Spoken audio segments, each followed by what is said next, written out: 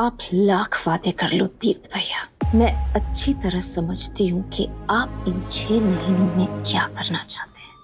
आपको लगता है कि 6 महीनों में आप पूरे परिवार को पटा लोगे, अपनी बीवी से अच्छा अच्छा खाना बनवाओगे, सबकी सेवा करवाओगे, उसे एक टिपिकल संस्कारी बहू बनाओगे और सबका दिल जीत लोगे। लेकिन आपकी ये सारी प्लानिंग में ना एक प्रॉब्लम है। मैं देविका मित्तल, आपको चापलूसी और बहाना बनाने के अलावा कुछ नहीं आता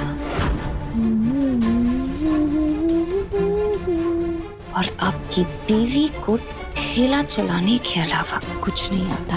लेकिन मुझे आप दोनों को सीधा करना आता है।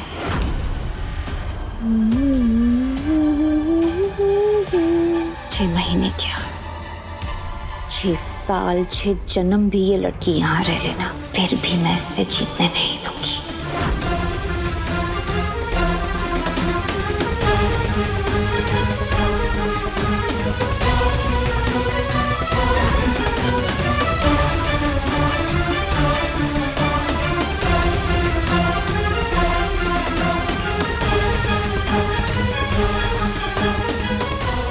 इस नमक से तुम्हें ऐसी मिर्ची लगेगी सुमन कि खाने से पूरे परिवार को पटाना भूल जाओगी।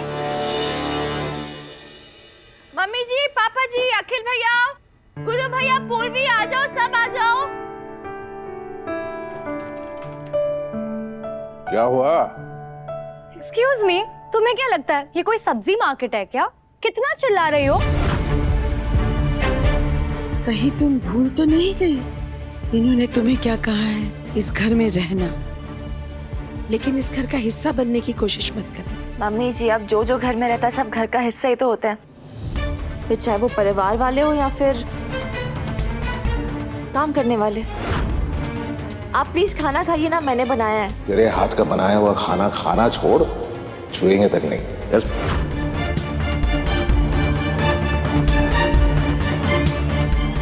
वैसे ये सारा खाना खाने से बेटर तो यही है कि हम सब मर जाएं।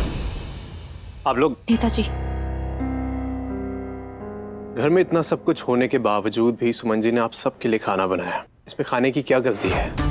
खाना बनाने वाले का बैर खाने को नहीं देना चाहिए। तो प्लीज थोड़ा खा लीजिए, वरना खाने का अपमान हो जाएगा। प्लीज सुन, हद में रह, ज्यादा बात मत कर, वरना 6 महीने के बाद तू घर से बाहर होगा। ये पापा जी क्या कह रहे हैं? एक मिनट। तीर्थ भैया बिल्कुल ठीक कह रहे हैं, हमें खाने का अपमान नहीं करना चाहिए। सुमन का गुस्सा खाने पर नहीं निकालना चाहिए। आप सब लोग बैठिए, थोड़ा थोड़ा खा लीजिए प्लीज। देखो, ये है संस्कारी बहू। इतना कुछ टेंशन है, उसके बावजूद इज्जत की फिक्र है, मान सम्मान की फिक्र है। चलो, देविका ने कहा तो एक दो वाला खा लेते हैं। आ जाओ। अब आएगा मजा।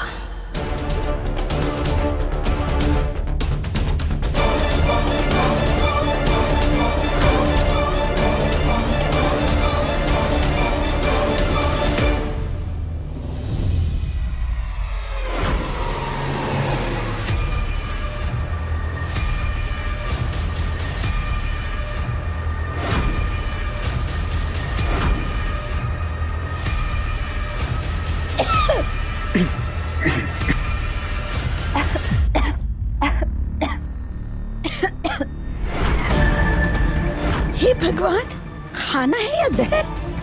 कितना नमक मिला है इसमें? चाट वाली, ये तुम्हारा कोई गटर का नया स्टाइल है क्या? इस खाने को ना अगर चूहों के सामने भी रख दो ना तो रैट पॉइजन भी शर्मा जाएगा। इतना एक्स्ट्रा नमक कैसे डल गया? कैसे हो गया? दिमाग में जो नफरत है ना, वो हाथ से उतरकर खाने में आ गया है।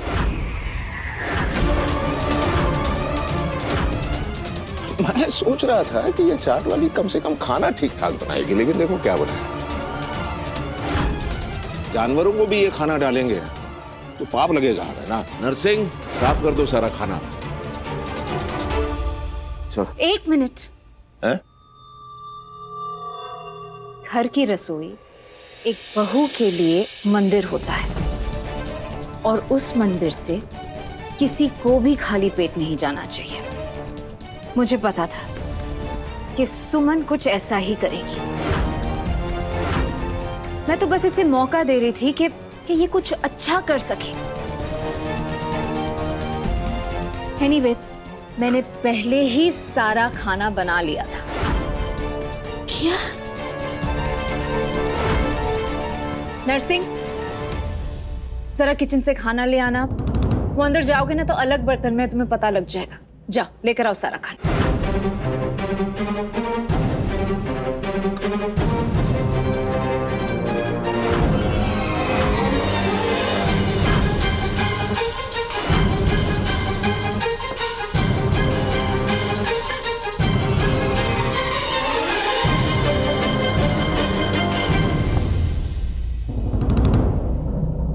चलो शुरू करो।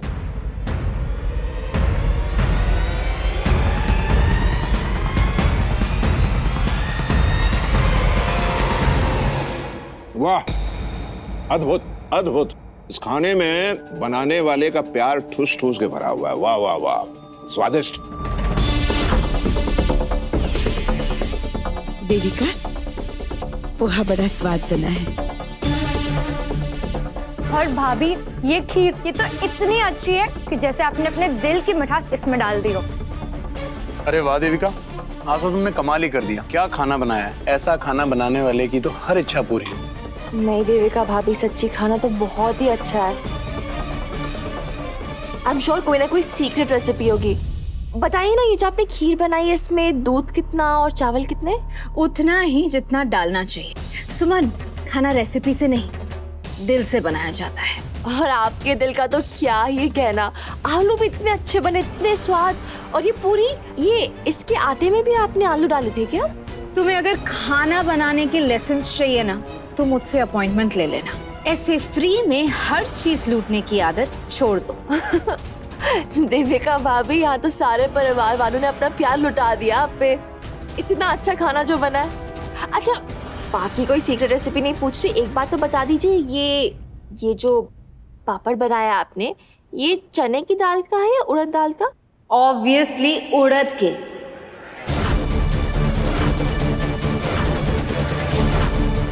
इतना ऑब्वियस सवाल तुम ही पूछ सकती हो। पर भाभी, ये पापड़ तो साबुदाने का है।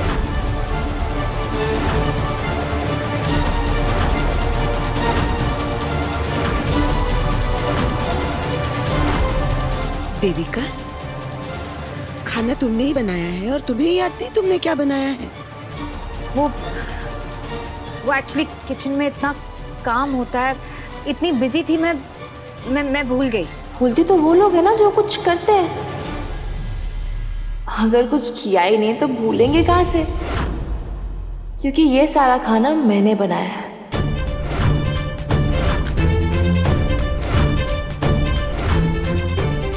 देविका भाभी ने नहीं।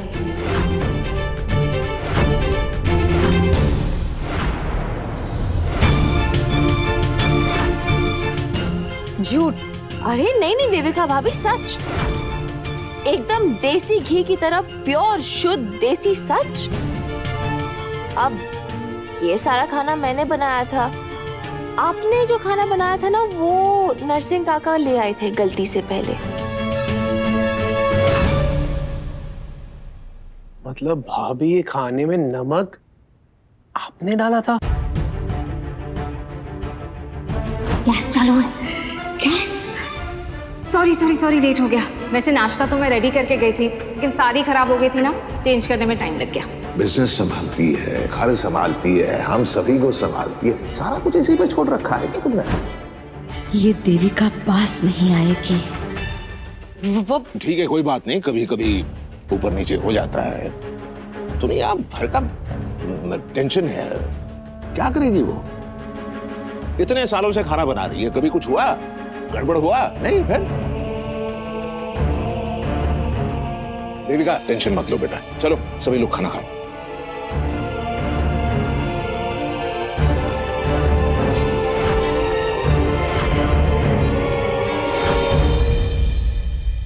आज देविका भाभी को उनके किए का स्वाद मिल गया।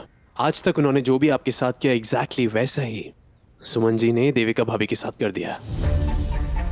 मैं बता रहा हूं आपको, देविका भाभी जैसी गुत्थी का ना जवाब है सुमन जी। जब घर में दो जवाब देने वाली बहुएं आ जाए ना, तो पूरा घर सवाल बन के रह जाता है। माँ, सुमन जी बिल्कुल भी ऐसी नहीं है। सुमन जी घर तोड़ने वालों में से नहीं, बल्कि घर जोड़ने वालों में से है। जैसी मर्जी हो, है तो सिर्फ 6 महीनों के लिए ना लड्डू, और इन 6 महीनों में उसके दिल में तेरे लिए जो प्यार भर जाएगा, और वो प्यार भरा दिल टूटेगा तो क्या होगा? एक सेकंड। प्यार नहीं माँ, सुमन जी को मुझसे कोई प्यार व्यार नहीं है। तुम दोनों के बीच में कुछ भी नहीं है, सच बता।